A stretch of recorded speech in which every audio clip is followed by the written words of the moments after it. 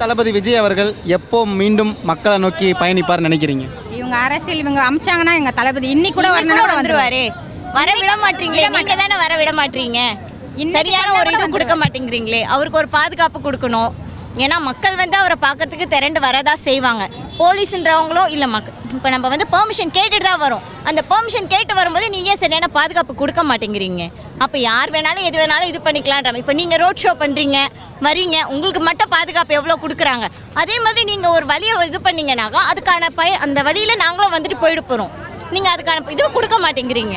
எல்லாத்தையும் வந்து அவர் road show பண்ணுறாரு, டைம் டிலே பண்ணுறாரு, நீங்கள் அவர் மேலே பழி போடுறீங்களே தவிர்த்து நீங்கள் அதை எப்படி நம்ம சரியாக பண்ணியிருக்கலாம். ஏன்னா நாங்கள் பெர்மிஷன் கேட்டு தானே வரோம், கேட்காம வரல.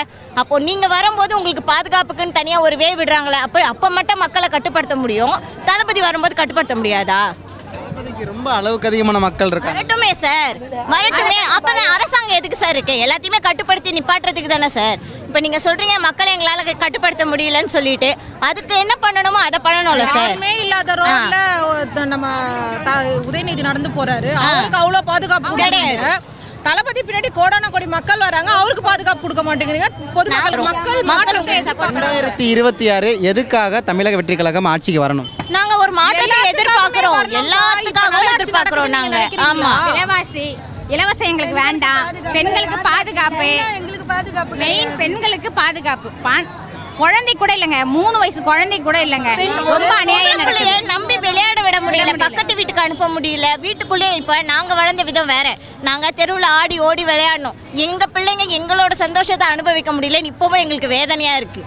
எங்கள் வீட்டு பிள்ளைங்கள அதோ பக்கத்து வீட்டுக்கு கூட போய் நீ போகாத, அங்கே போகாதன்னு சொல்லி வளர்க்குற சூழ்நிலைக்கு நாங்கள் இருக்கிறோமேன்னு ரொம்ப வருத்தம் எங்களுக்கு. நாங்கள் அனுபவித்த விஷயங்கள் என் பிள்ளைங்களால் அனுபவிக்க முடியலையே. தெருவில் நொண்டி விளையாடுவோம், பசங்களோட விளையாடுவோம், எல்லாம் இது பண்ணுவோம். இப்போ ஒரு சின்ன பசங்க பக்கத்தில் வந்து பேசும்போது கூட நமக்கு இந்த மாதிரி ஆயிடுமோ ஒரு பயம் இருந்துருக்கு. ஏன் அந்த பயத்தை எங்களுக்கு கூட கொடுத்துறீங்க?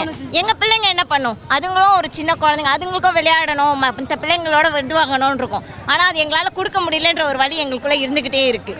சரிங்களா? அதை யார் எங்களுக்கு வெளியே கொண்டு வருவாங்கன்னு நாங்கள் தளபதியை நம்புகிறோம். தளபதி எங்களுக்கு அந்த விஷயத்த கண்டிப்பாக செய்வாருன்னு நாங்கள் நம்புகிறோம்.